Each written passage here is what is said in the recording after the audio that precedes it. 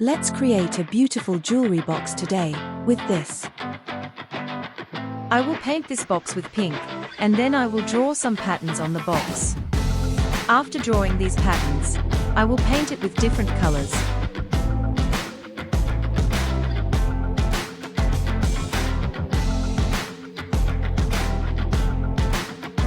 This is how it looks after coloring the patterns.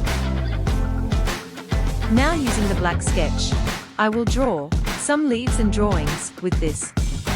This will make it look more better.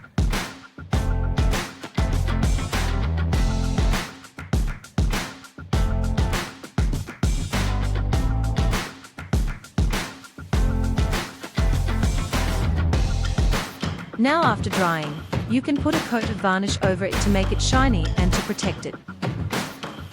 Thanks for watching. See you in the next one.